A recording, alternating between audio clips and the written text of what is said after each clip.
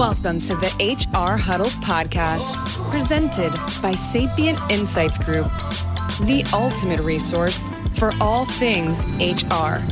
It's time to get in the huddle.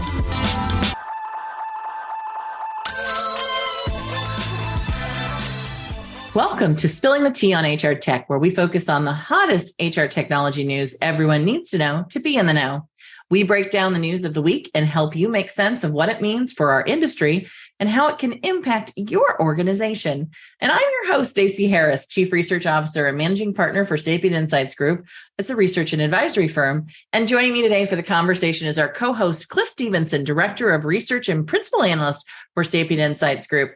Cliff, welcome to the show. Are you going to give us a walk down of the topics that we're going to be talking about today? Yeah, great to be here. And let's talk about what we're going to be talking about. Thought it'd be a good idea to kick off with some information we basically just heard direct from Cornerstone, talking about their new opportunity marketplace, hot off the presses. We also met with CoachHub last week and can talk about their new AI assistant. I thought we might talk about some new players in the game, a company called Fyndo, or possibly Fyndo, more likely, as some policy news out of the UK involving AI, which I know has been a big topic for us, and as some information coming out of Beamery, also making use of the ChatGPT and AI tech that our listeners know is a constant sort of topic for us. And if we have time, I thought might want to talk about a new company that's come in called FairNow. And if we have time, I'll go into that because it sounds like a pretty interesting new concept in the AI workplace. Well, there's a lot there. Plus, I think I should give a little update on the I Am Phenom event that I went to as well. I only got to go for the first day as an analyst, but it was pretty cool to see where they're heading as well. So we are chock full of things to talk about. Why don't we start off with the Cornerstone conversation, since that's freshest in our mind? Maybe can you give just a little rundown about what we saw today, Cliff, and then we can maybe talk a little about what we think about it? Yeah, the opportunity marketplace really is a tool that leverages what makes Cornerstone so powerful in that it is a true full suite.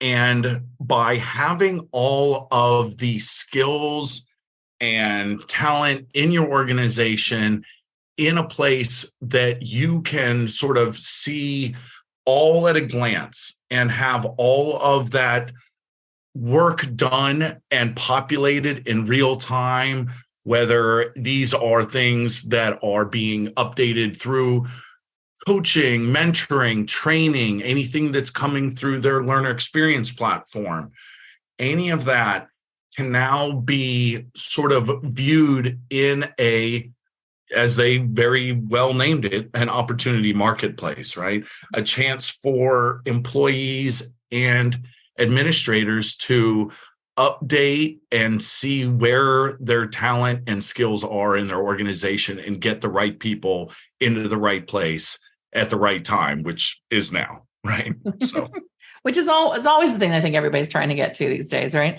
I was impressed. We did a brief walkthrough of it today, and we definitely saw I had seen some early versions of this and some conversations from Cornerstone on sort of where they were heading with the opportunity marketplace. So it was good to sort of see it come to fruition. And I think a lot of it came out of feedback from their customers. It was built off the backbone of their acquisition of their LXP product. So you'll see a lot if you sort of use their LXP product, that basis around the use of this technology.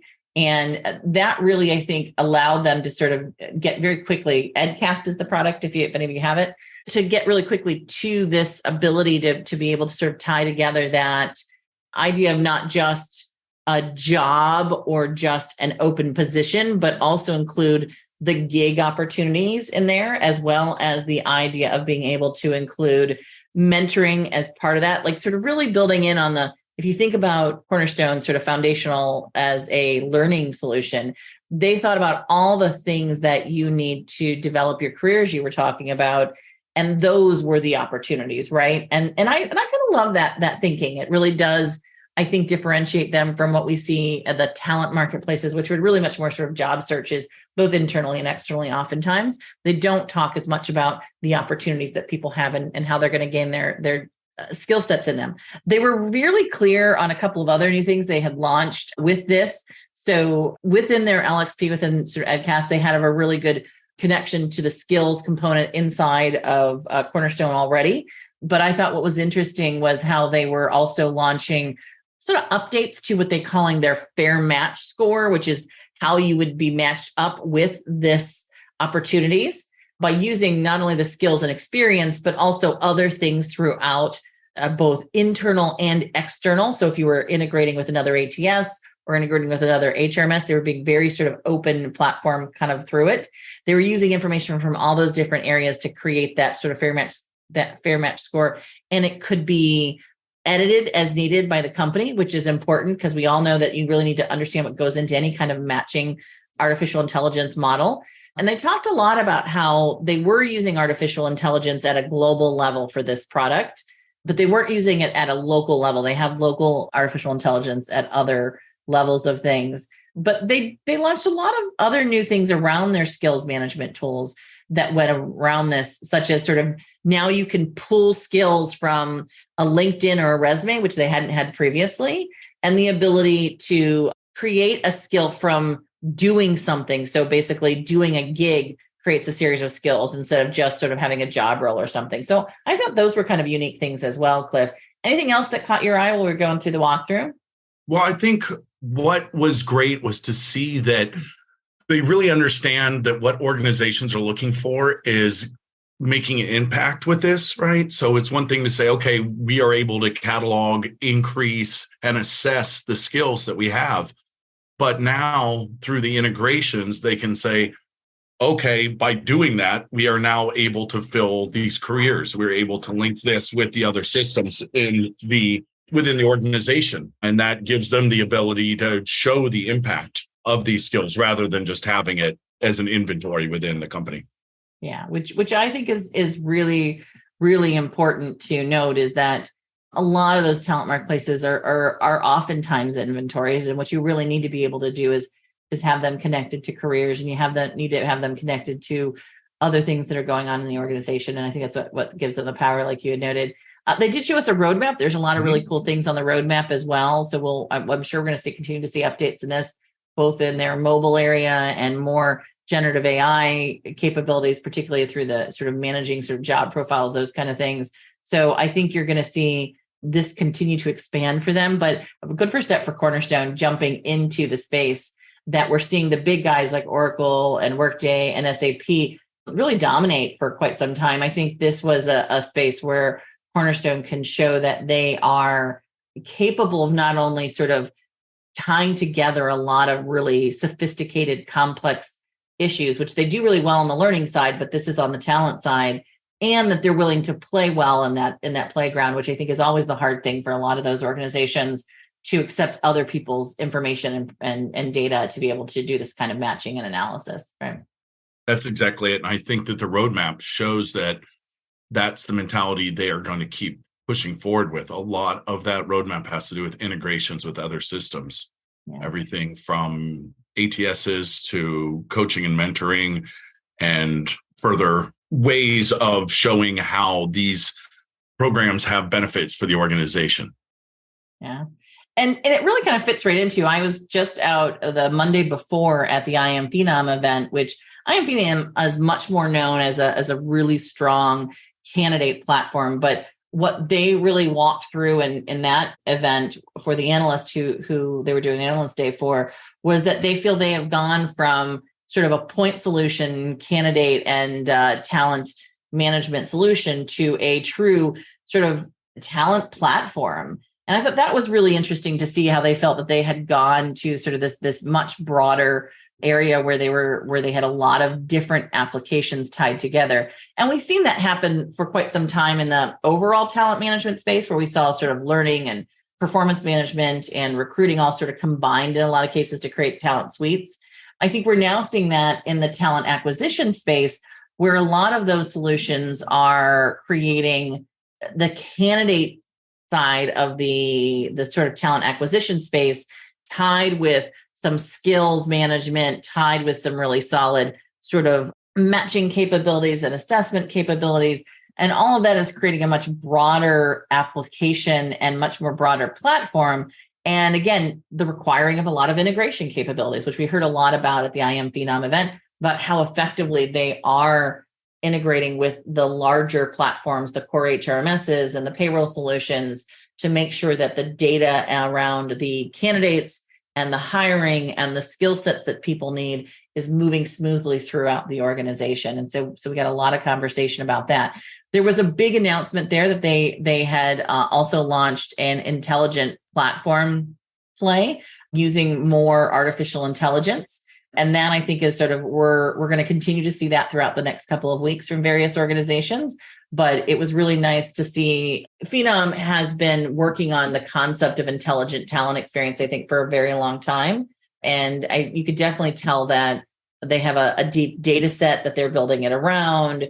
They have a lot of, I think, strong thinking about how they're leveraging it. So it was a good week, I think, to see some of these, I would say, stronger sort of mid-level suites and platforms really flexing their muscles, saying, look, with some of this new artificial intelligence, we can change the dynamics of how we work in your organization and how we integrate and pull data from the solutions that maybe are your core HR or your payroll solutions.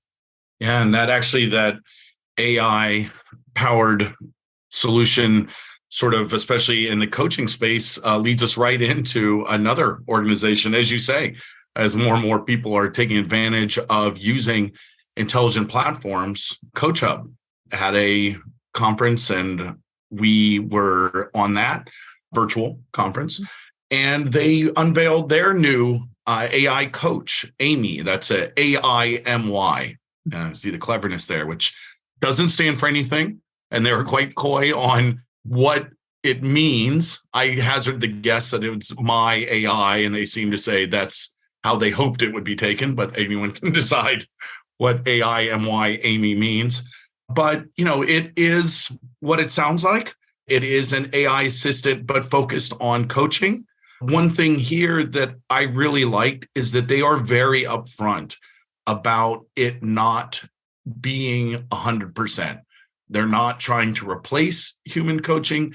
They are, even on their own press release, talk about the limitations, which I think is extremely important, because people can feel dehumanized, I think, sometimes by being taught, okay, I'm going to have an AI coach. Instead, they're saying this is just to be used for simple conversations. Maybe I could use a helpful tip on this particular subject, rather than trying to get full sort of profound coaching advice, right? And that sort of thing. So I was quite pleased, not just with the product, but in their honesty about how it could and should be used.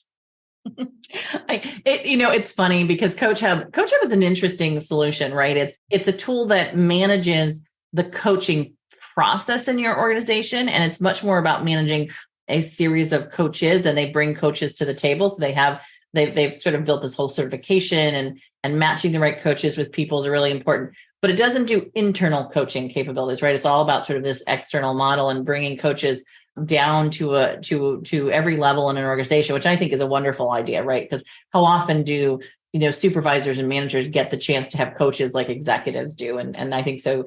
And we saw in our data this year, when we opened up our learning application conversation to all of the learning solutions that organizations felt they were using, that CoachHub got one of the highest user experience and vendor satisfaction ratings out of all the learning platforms that were being evaluated. So I think it was good to see sort of them continuing to kind of push the envelope in this area, but also sort of be willing to sort of laugh a little bit at themselves in the market as to what people are doing with this sort of artificial intelligence.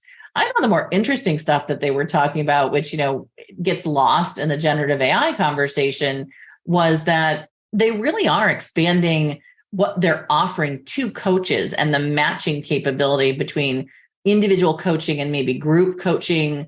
They've expanded the regions that they work in. I mean, there was a lot of stuff that they mentioned that was much broader than, I think we oftentimes give a coaching software, sort of enough, I think, attention for. They have mentioned that they had a pool of 3,500 business coaches now. They had over 700 employees in the company. Those are some pretty big numbers for an organization that just got started a few years back. And I think we underestimate sometimes the value of that power of sort of having the coach along with the learning element, along with the, sort of talent mobilities. All of that ties in really nicely together. And we've seen a lot of organizations start to pick up on the value of it, right? Yeah, I noticed that when we have these conversations, sort of themes seem to rise up organically, right? They just seem to come up. And it seems that this week, really the power of integration.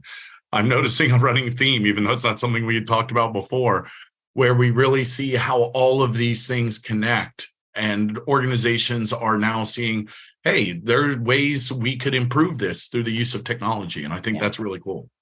So what's next on our list, Cliff? I mean, we've got obviously a lot of talking there, but anything else you think that we should make sure we get through for the audience today? There's a couple that I'm just going to touch on quickly, because there is one topic I would like to kind of finish off with. There's a new company, Fyndo, as I probably think they are. If you're someone from that organization, Fyndo, please feel free to reach out and correct me as to the proper pronunciation.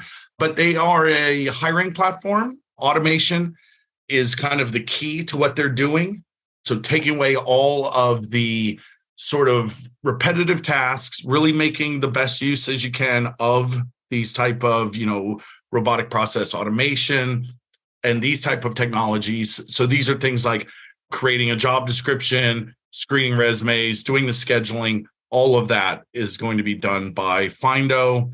And what I find interesting is that they actually use a contingent or fee-based structure for their services. So when someone's hired, that is when you would pay them, which it just harkens back to an older sort of model that I remember from my days in recruiting.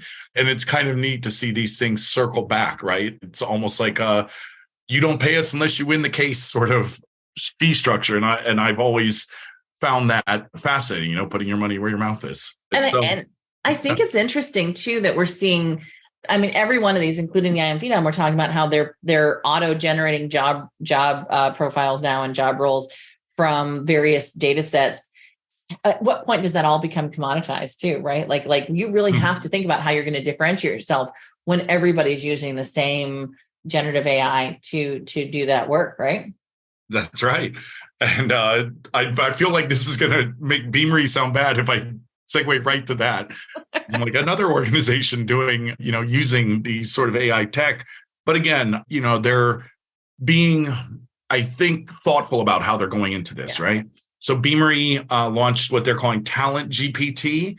And just from the name, you can probably guess that it is using Chat GPT from OpenAI, along with their own proprietary AI, to sort of give out AI-driven insights and recommendations to have that sort of employee experience, manager experience, recruiter experience, that sort of thing. So this also goes into, making job descriptions, but according to Beamery's own press, this will improve the relevance of those job descriptions, highlight the skills that might not have made it into it without this sort of assistance, contextualizing the work that's being done there and that sort of effects. So again, using these technologies to improve rather than replace people, I always love to see that. And again, it really comes into something we've talked about in previous podcasts, which is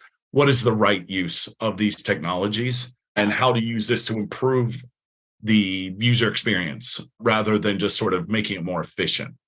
And I don't know how Beamery is doing this, or to be honest, a lot of them are doing it. One of the things I think we're going to actually probably start to do is on our sister podcast, HR We've Got a Problem. We're actually putting together a group of people to maybe talk a little bit about actually how this Chat GPT is being used inside these systems and what organizations are sort of considering as they're using it. But we did talk to a small company called, I think it was Halo, earlier this week, and we sort of dug into, they had a similar Chat GPT embedded into their learning and development solution, right? And sort of feedback solution. And I asked them, I was like, so So how are you handling the fact that it's, we really haven't talked about like where that data goes and who owns it inside of the ChatGPT sort of tool, right? Mm-hmm. And they were very clear that they had basically left it open to their customers, that they've embedded it, but their customers had to get their own license agreement with it. The customers had to take the risk. The customers had to sort of understand that as they loaded up stuff and information in there, that was not, Halo wasn't sort of taking ownership of all of that. But it was, they said, very helpful, especially in things like getting content started. They're an employee service delivery, an employee communications tool. And so it was a great tool to help people start to get content going for their organization and posting it.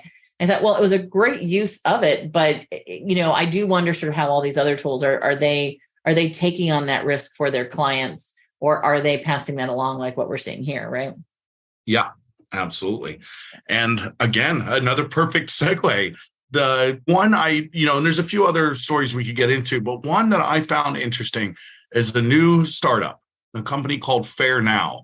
And what they are looking to do is to have a system that oversees all of your different AI systems, right? So this is a compliance tool that looks over your AI, connects to any of the systems that you have that make use of AI to detect bias, and most importantly, to be in compliance as we're starting to see regulations coming out, especially overseas. This is in America. I'm talking about overseas from America. And to sort of manage what's going on and make sure that everything within your company is being done in a way that complies with the regulations for wherever you do work.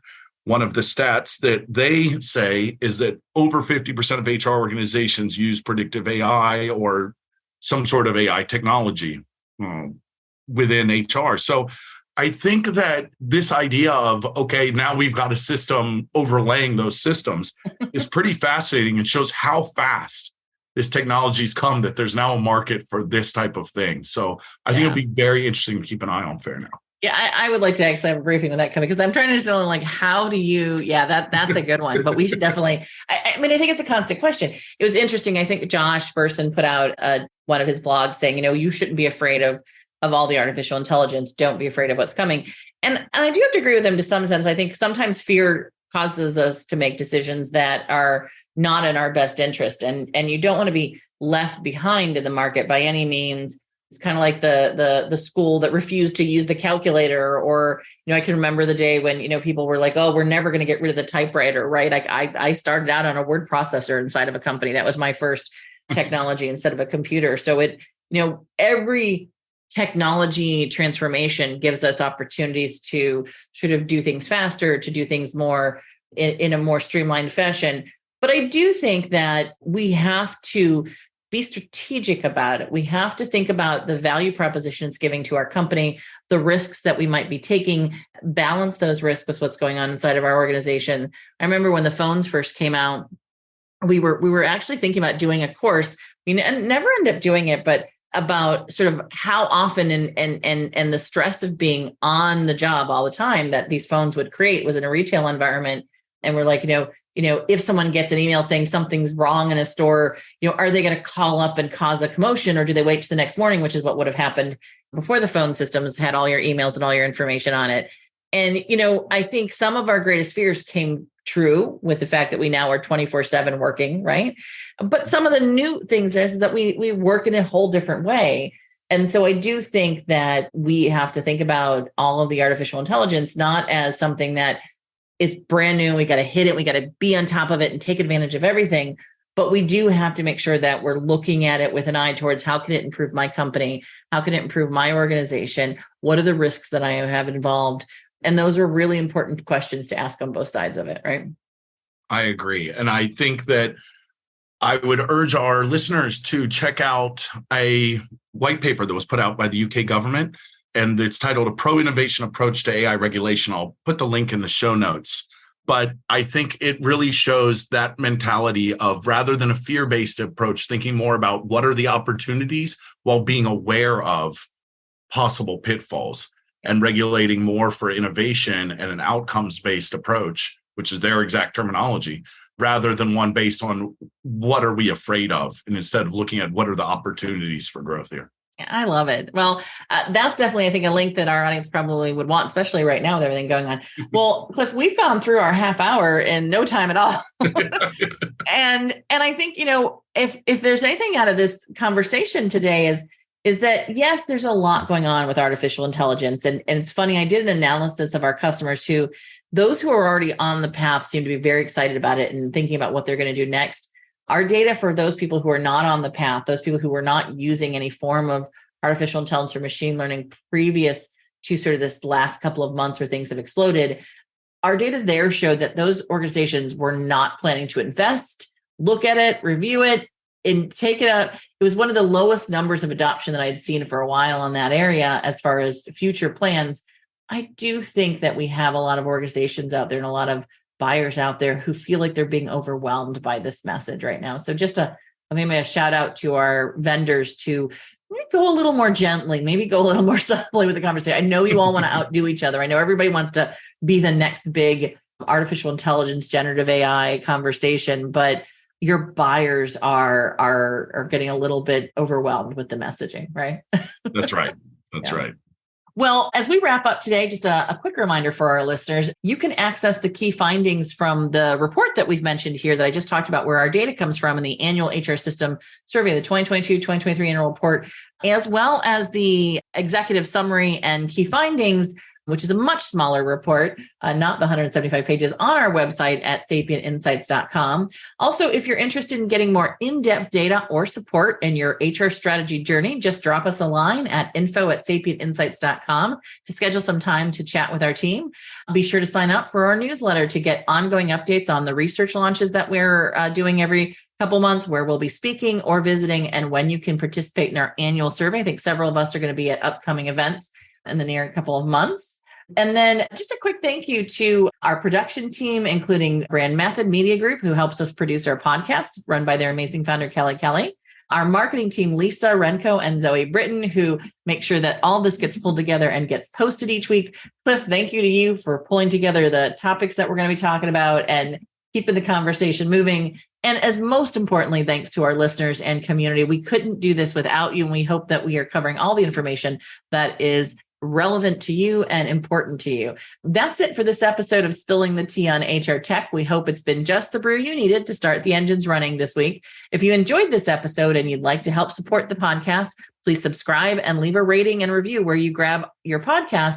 And to stay up to date with immediate breaking HR Tech news and get all the behind the scenes content, you can follow me at Sapient Insights on LinkedIn at Stacey Harris HR, and Sapient Insights or Cliff at Clifford Darrell as well. So please feel free to connect with us on LinkedIn or Twitter. We're happy to touch base with everyone.